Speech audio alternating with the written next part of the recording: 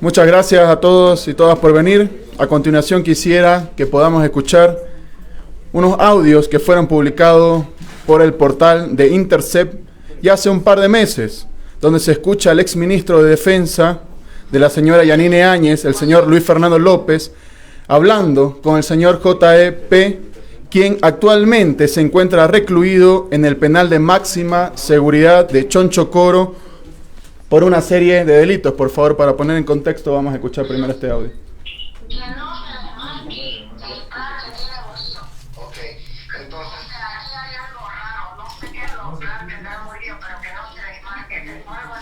Muchísimas gracias. Sería con él. Tengo que comunicarme con él y él tiene que dejar de cometer errores.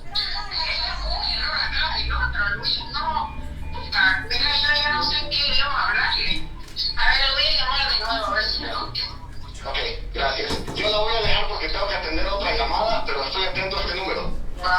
Ya, gracias. Dude, she's so funny, that lady.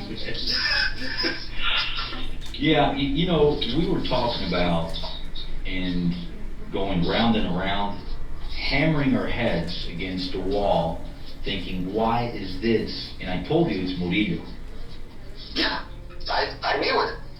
We have a lot of moving players, a lot of moving parts. We can absolutely do this with no problem. I would need for me to talk to the high command in the police so we can get your 3 C-130s to pick up personnel in Southern Command in Homestead Air Force Base. We can only get about 70 people. Stop, please. Okay, lo que necesitaríamos es que sus 3 C-130 ministros se vayan al trompillo porque necesitamos recoger apoyo militar, tropas de una base en Miami que está dedicada al Comando Sur. Go ahead, Red.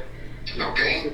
Okay, once we pick them up, we're going to pick them up as independent contractors, security contractors. I'll get the contracts out to them in a very speedy way. By the time the C-130s get inbound, I'll have them contracted, I'll have them geared up, and I'll have them all their weapons ready. Okay. La manera en la que esto funciona, señor ministro, va a ser recoger estas tropas de manera como si ellos fueran contratistas privados, bajo ninguna representación del Estado americano. Okay. Para el momento en el que los 130 aterricen en Miami, los contratos van a estar escritos y firmados. Perfecto.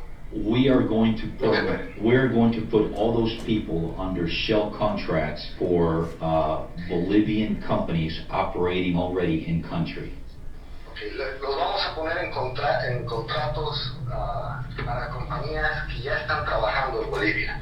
Son compañías que van a disfrazar el contrato con el personal militar. Excelente. Okay. I can get up to 10,000 men with no problem. I don't think we need 10,000. Podemos conseguir hasta 10,000 hombres. No creemos que necesitemos 10,000 hombres, pero podemos encontrar hasta 10,000 sin ningún problema. Okay, es un gran dato. Okay. All special forces. I can also bring about 350 what we call LEPs, law enforcement professionals, to guide the police. Following the phone call I'm having with you, I'm going to do the same to coordinate with the police authorities, with the high command.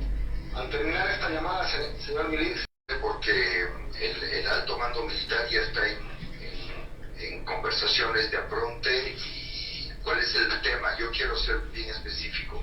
La lucha, el mensaje de la lucha está en que quieren reemplazar las Fuerzas Armadas bolivianas y la policía por milicias cubanas y venezolanas. Esa es la punta del hilo. Es lo que va a permitir que realmente Bolivia se levante nuevamente y no permita al gobierno desdendearse. Esa es la realidad.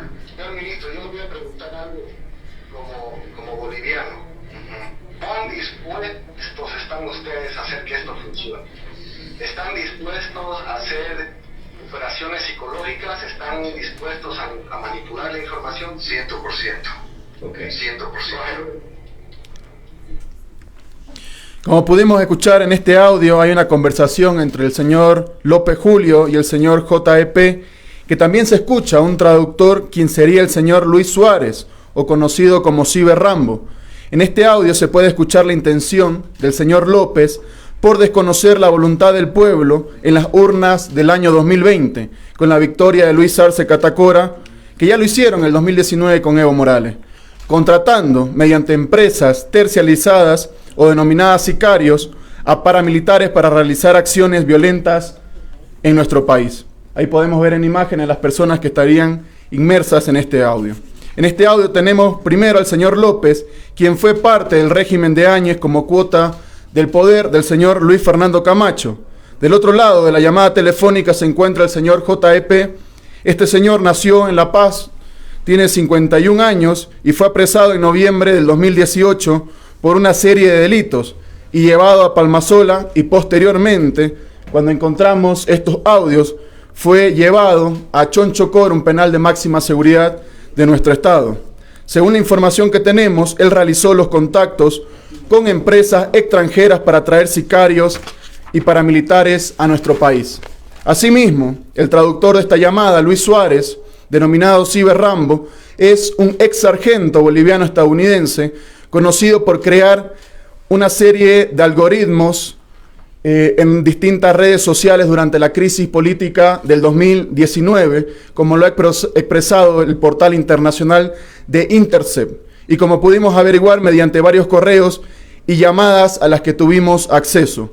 Muy bien, explicando eso, debemos ingresar de lleno a hablar de los vínculos de estos señores mediante correos electrónicos y también mediante el uso de tecnología en inteligencia y en investigación, a través de la cual pudimos acceder a las empresas y a los contratos, además de los nombres y apellidos completos de los paramilitares que el señor López Julio quería traer a Bolivia mediante el señor JEP. Aquí tenemos una especie de algunos elementos que hemos podido sustraer del señor JEP, contratos distintos de seguridad. Teníamos los files y las hojas de vida de este personal sicario que quería atentar contra la vida de nuestro presidente pasado el 18 de octubre de la gestión anterior. JEP realizó un contacto con estos paramilitares mediante un nombre falso, el cual realizaba este tipo de prácticas, y su nombre falso era Susan Peterson. Esto pudimos averiguar mediante el acceso a distintos correos electrónicos que este señor envió a varias empresas con el interés de contratar sus servicios, los cuales fueron obtenidos mediante trabajo de inteligencia. Ahí en pantalla podemos verificar algunas hojas de vida, por ejemplo, la de Sam Brown, la de Ernst DeLong, de Davion Cobell Hart, entre otros. Mostrando algunos de estos currículos en pantalla que podemos mencionar, tenemos por ejemplo el del señor Sam Brown, quien su propia hoja de vida, su propio currículum, manifiesta que es un operador de rifle y además entrenado en la infantería de Estados Unidos. Veamos aquí otra persona, Ernest DeLong. Este señor expresa en su currículum que ha sido contratado por una conocida empresa internacional de servicios de guerra, Blackwater, y que estuvo en Irak junto al ejército de Estados Unidos. Y aquí podemos también ver como ejemplo una tercera hoja de vida, Davion Cobell Hart, quien en su propio currículum manifiesta y pone en conocimiento que es competente y certificado en el uso de armas de fuego, bombas y explosivos, y que fue distinguido por sus servicios en Afganistán. Así podríamos revisar uno a uno de los paramilitares que el señor López Julio trataba de introducir al país para provocar luto y muerte nuevamente en Bolivia. En total, de acuerdo a los correos que hemos podido interceptar, tuvimos acceso que el señor Joe Pereira esperaba contar con más de 300 sicarios, aunque el audio se puede escuchar que tenían una planificación para más de 10.000 hombres si fuese necesario. Pero esto no es todo. También, de acuerdo al uso de la tecnología y la investigación de inteligencia, pudimos acceder a un modelo de carta o carta de intenciones y de contrato que quería suscribir el señor JEP, o como se lo conocía, Susan Peterson, que era su nombre ficticio, que ofreció a estos paramilitares para que vengan al territorio nacional. Esta sería una de las cartas de intenciones con la cual querían suscribir los contratos con estas personas. Y uno de los contratos en esta carta manifiesta, en la traducción, la tasa de pago de rango es de $125,000 estadounidenses por año, más bonificaciones que pueden ser hasta el 45% de su compensación del rango base. El conglomerado, quiere decir la empresa, es totalmente responsable de usted mientras se encuentra en el país, por lo que le reembolsa todos los costos y gastos asociados, aprobados y acordados por escrito. Asimismo, recibirá bonificaciones mensuales adicionales por el monto directo del costo total de su paquete de beneficios, que incluye seguro de salud, vida, peligro, desmembramiento y seguro dental. Como podemos evidenciar, no era un audio de manera aislada, sino que tenían un punto de contacto con el cual coordinaban con empresas extranjeras de sicarios que ya tenían experiencia en distintos países del mundo. También hemos podido ver un modelo de contrato que ya se estaría por suscribir con estas personas. Como pudimos ver, estas personas que tenían por objetivo venir a Bolivia hubieran tenido un contrato anual de $125,000 estadounidenses. Y veamos a continuación, les presento el contrato que adjuntaba el señor JEP en sus correos electrónicos para contratar, y valga la redundancia, los servicios de estas personas. Aquí tenemos uno de los contratos que manifiesta que el cliente proporcionará al contratista los siguientes artículos relacionados con el trabajo: con vehículos en muy buen estado, equipos rifle Heckler y Koch 416 y Sig Sauer 226 o una Glock 17. En imágenes vamos a poder evidenciar el tipo de armas que se le iba a dotar a estas personas, a estos sicarios que iban a actuar exactamente hace un año. Hasta aquí tenemos algo en demasiado importante y que definitivamente nos debe preocupar a todos y cada uno de los bolivianos, porque creemos que la forma de resolver nuestros conflictos no es la violencia, y mucho menos trayendo sicarios al interior del Estado Plurinacional de Bolivia. Y particularmente tenemos entendido, y de acuerdo a la información que estamos proporcionando, que el señor López Julio tenía por objetivo quedarse con el poder, matando a bolivianas y bolivianos, contratando sicarios extranjeros. Probablemente existan muchas personas que no puedan creer esto. Por tal motivo quiero que tomemos atención en lo siguiente: el magnicidio del presidente de Haití. El pasado 7 de julio de la presente gestión, alrededor de la 1 de la mañana, en horario de Puerto Príncipe, fue asesinado el presidente de Haití, Jovenel Moïse, y esta noticia copó todos los diarios internacionales y nos consternó debido a la violencia y la forma en que se ejecutó este plan. Además, por supuesto, porque estamos hablando del asesinato de un presidente. Después de suscitarse este lamentable hecho, la policía de Haití logró dar con 21 personas involucradas en este magnicidio. En este sentido, y de acuerdo a la información obtenida, los miembros que efectuaron este terrible acto fueron reclutados por el señor Arcángel Pretel Ortiz, quien es el enlace de la denominada empresa de seguridad CTU, que por sus siglas en inglés significan Counter Terrorist Unit Federal Academy, con sede en Miami, y es dirigida por un reconocido opositor venezolano que es el señor Antonio Emanuel Intriago Valera. Por favor, les pido mayor atención en lo siguiente. En la pantalla pueden ver las imágenes de las personas que habrían sido detenidas en Haití. Estos serían los colombianos que fueron detenidos en Haití. 3 personas habrían perdido la vida y también dos haitianos que habrían sido detenidos en el magnicidio del presidente de Haití. Entre las que destaca el número 3, el señor Germán Alejandro Rivera García, un ex capitán del ejército colombiano. Este señor, con alias Mike, fue el líder de mercenarios que acabaron con la vida del expresidente de Haití, y una vez capturado, este señor aceptó su responsabilidad.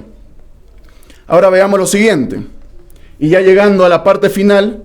En épocas de las campañas electorales, estamos hablando exactamente hace un año y 2 días, un 16 de octubre del 2020, ingresaron estas personas al territorio nacional cuando nos encontrábamos en plena campaña electoral como Movimiento al Socialismo, el 2020, ya teníamos información extraída en base a distintas células de inteligencia partidarias, a distintos grupos de inteligencia del Movimiento al Socialismo, que estas personas se encontraban en territorio nacional, las cuales lograron identificar que se estaba gestando un plan desestabilizador con el objetivo de no permitir que nuestro hermano presidente, en ese entonces candidato Luis Arce Catacora, asuma el poder en caso de ganar las elecciones. 2 días antes de que se lleven a cabo los comicios electorales del 2020, estas personas ya se encontraban dentro del territorio nacional y se retiraron del país 2 días después. Este plan del señor López y otros, a través del cual se contactaron con empresas extranjeras de seguridad que eran una fachada para traer mercenarios al país, tal y como decían los audios que hemos escuchado con antelación. Mediante información de nuestra inteligencia partidaria, logramos identificar presencia en Bolivia de uno de los mercenarios que llegó al país, el señor Germán Alejandro Rivera García, uno de los principales responsables de la muerte del presidente de Haití, quien con pasaporte 96-96-23 de nacionalidad colombiana ingresó al país por la ruta Colombia-Virubiru el 16 de octubre del 2020. Este señor, quien aceptó haber participado en el magnicidio del presidente de Haití, llegó a Bolivia, nuevamente lo reitero, 2 días antes de las elecciones nacionales. Pero eso no es todo. Entre las fechas 16 y 19 de octubre, también logramos identificar el ingreso al país del señor Arcángel Pretel Ortiz con la ruta Estados Unidos-Virubiru. El señor Antonio Entriago también con la ruta Estados Unidos-Virubiru y el señor Ronald Alexander Ramírez Salamanca de la ruta Colombia-Virubiru, ex integrante de la policía colombiana y también tiene un largo recorrido en viajes constantes a Haití y finalmente ingresó al territorio nacional el señor Enrico Galindo Arias, quien también siguió la ruta Colombia-Virubiru. En defecto, estamos hablando que días antes de las elecciones, paramilitares que después matarían al presidente de Haití y contratistas mercenarios como el señor Arcángel Pretel y el señor Antonio Entriago estuvieron en el país, según información que obtuvimos, la intención principal de estos señores era acabar con la vida del presidente. Estas son imágenes tomadas en el aeropuerto nacional de Virubiru. Una vez que logramos identificar a estas personas, como pueden ver en pantalla, se hospedaron en un hotel en la ciudad de La Paz, un hotel conocido con su nombre, el Hotel Presidente de la ciudad de La Paz, junto a otras 2 personas que también tenían relación con estos paramilitares. Estamos hablando de Enrico Galindo Arias y Ronald Ramírez Salamanca. Estas personas se hospedaron en la habitación 1406, 1407 y 1409. Este dato no es menor debido a que en este hotel se encuentra muy cercano a la Plaza Murillo, lugar donde fue la posesión de Luis Arce Catacora, el actual presidente de todos y cada uno de los bolivianos. Asimismo, también tenemos información extraoficial que estuvieron en el Hotel Marriott de Santa Cruz en reuniones con altas autoridades del régimen de Áñez de los distintos ministerios. Equipos, compañeros, camaradas de nuestro equipo de inteligencia partidaria del Movimiento al Socialismo de ese entonces se hospedaron en el mismo hotel, logrando confirmar que estas personas estuvieron presentes en el hotel desde el 19 de octubre hasta que abandonaron el país en fechas 22 y 23 de octubre del 2020, unos rumbos a Estados Unidos y otros rumbos a Colombia. Debido a esta información es que como Movimiento al Socialismo, durante los últimos días de campaña, creamos una cápsula de seguridad alrededor de nuestro ex candidato, ahora presidente Luis Arce Catacora, y tomamos todas y cada una de las medidas extremas de seguridad, como ser su no exposición en lugares abiertos, donde podían constituir multitudes. Si ustedes pueden revisar los distintos medios de comunicación, verán que nuestro presidente y ex candidato no tenía apariciones públicas en lugares abiertos, porque teníamos conocimiento de estos grupos armados que ya se encontraban dentro del territorio nacional. Y esto se puede ver reflejado, nuevamente lo manifiesto, que en la mayoría de sus apariciones públicas las realizó en lugares controlados y cerrados, que en muchos casos fueron medios de comunicación a quienes se les había comunicado oportunamente esta situación.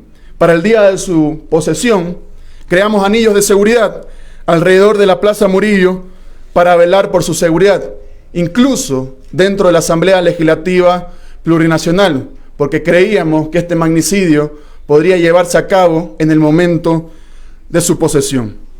Aquí hemos mostrado una serie de pruebas fehacientes y hemos demostrado que existió un plan, primero con la búsqueda y el contrato de paramilitares estadounidenses mediante el señor JEP, bajo su nombre falso Susan Peterson, para matar a Luis Arce Catacora, y segundo con paramilitares colombianos que asesinaron al presidente de Haití. Como conclusiones, con todo lo dicho, queda claro que en Bolivia existió un intento de desestabilizar el país mediante un plan elaborado para no dejar a nuestro candidato y actual presidente Luis Arce Catacora asuma el mando emanado de las urnas. Y en Bolivia hubo un intento de magnicidio y de atentar contra la vida de nuestro presidente. Y no es coincidencia que quien ahora está detenido en Haití por haber participado en el asesinato de un presidente haya estado en Bolivia días previos y posteriores a las elecciones del señor Luis Arce Catacora, y que el señor Luis Fernando Camacho, que fue una cuota de poder, el señor Fernando López, que fue una cuota de poder de Luis Fernando Camacho durante el gobierno de Áñez, haya tenido contactos constantes con estos grupos irregulares y paramilitares mediante empresas terciarizadores con experiencias en combate como Irak, Afganistán y otros. Concluyo esta conferencia de prensa diciéndoles a quienes ya saben lo que están haciendo, lo que intentaron hacer, que sabemos lo que están intentando hacer ahora y lo que pretenden hacer en los próximos días. Lo único que les pedimos y les instamos es que dejen de hacer o planificar esas arremetidas que están planificando hace bastantes meses. Ya no solo somos el movimiento al socialismo, somos el gobierno de todos los bolivianos y haremos todos los esfuerzos y no extremaremos ningún centímetro de medir nuestra fuerza para mantener el orden y la vida de todos y cada uno de los bolivianos en nuestro país. Muchísimas gracias. Ministro, por favor. Buenos días. ¿Con qué personas habrían reunido en Santa Cruz? ¿Tiene identificados quiénes serían esas personas? En atención a que este proceso aún se encuentra en investigación y aún hasta la fecha no han sido aprendidas estas personas, no queremos revelar los nombres para no perjudicar esta investigación. Ministro, por favor, si se puede explicar, JEP, ¿por qué delitos está en la cárcel ahora de Chonchocoro? ¿Por qué causa penal? Y si también se ha activado alguna denuncia contra el ex ministro de Defensa López con respecto a estos audios, y si se va a pedir una alerta tal vez a Interpol para estos 4 colombianos que fueron identificados por inteligencia. Evidentemente vamos a juntar todos los esfuerzos necesarios para que exista justicia en nuestro país. No podemos tolerar que en el país existan intentos de magnicidio, que intenten quitarle la vida a un presidente democráticamente electo. El Ministerio de Gobierno está presentando la denuncia penal correspondiente. Estamos recabando la información, estábamos cotejando la información que teníamos exactamente hace un año, y una vez obtenidas estas pruebas por el señor JEP, obtenidas serán presentadas debidamente a la justicia boliviana para que ellos soliciten la extradición correspondiente de estos ciudadanos que se encuentran detenidos en Haití por el magnicidio del presidente de ese pueblo de la región. ¿Qué pasa con el ex ministro de Defensa López? ¿Ya se ha activado la alerta tal vez con este nuevo caso? Vamos a solicitar, la burocracia de la justicia boliviana toma sus propios tiempos. Una vez tengamos los mecanismos correspondientes, vamos a solicitar la extradición del señor López Julio, que se encuentra en el país vecino del Brasil. Respecto a la seguridad del presidente, ¿se está incrementando tomando en cuenta estos indicios? La seguridad del presidente la venimos trabajando desde que él es candidato. El primer riesgo que tenía el movimiento al socialismo es que nos dejen participar en unas elecciones. El segundo riesgo que teníamos dentro del movimiento al socialismo y en ese entonces todo el pueblo boliviano es que dejen que se posesione como presidente del Estado plurinacional de Bolivia. Y el tercer riesgo era que dejen gobernar este país. Estamos viendo que aún existen algunas células de estas personas que quieren desestabilizar el gobierno y que estarían planificando nuevas acciones para desestabilizar este país y no tener un presidente. Muchísimas gracias.